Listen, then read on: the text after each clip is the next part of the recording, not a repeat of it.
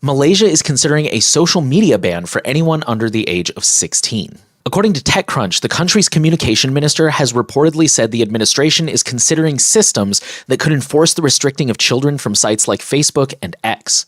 Social media bans and age verification are all the rage politically these days. Australia sort of kicked it off when they passed their social media ban for anyone under 16 a couple years ago. It comes into force in just a couple of weeks on December 10th.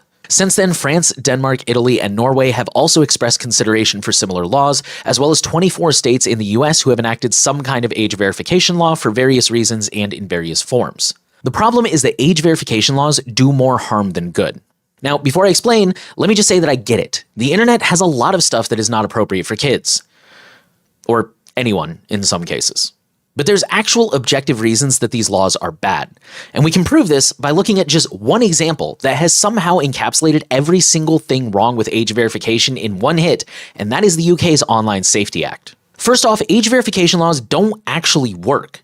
In most cases, it just drives people to use either other platforms or sketchy workarounds. The UK saw a massive spike in VPN downloads since the Online Safety Act took effect, especially free VPNs, which are notorious for being scams that are secretly selling user data or not delivering on other promises. In some cases, users were able to bypass verification by using screenshots from video games. In the case of adult websites, there's concerns that users will simply migrate to other websites that aren't complying with age verification laws. Some other websites responded to the Online Safety Act by blocking users from the UK altogether. Second, age verification laws put law-abiding citizens at risk. We saw this earlier this year when Discord had a data breach, and oh shocker, it included IDs that were collected to comply with the UK's Online Safety Act. Last but not least, these laws represent massive risk to personal freedoms. These kind of laws don't just age verify minors, they age verify everyone. Everyone has to submit ID. How else are the companies supposed to know if you're a minor or not? They also kind of remove the right of parents to decide when it's appropriate to let their kids online. I'm not going to dig into that one too much, but I feel like that's an important part of this discussion that never gets brought up. And finally, these laws are usually very broad in scope.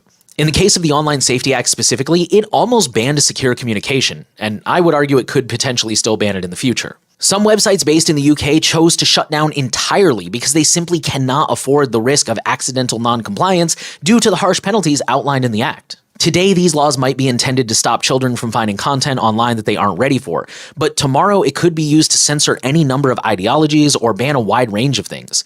In fact, some UK politicians are already floating the idea of banning VPNs as a result of people flocking to them as a result of the Act.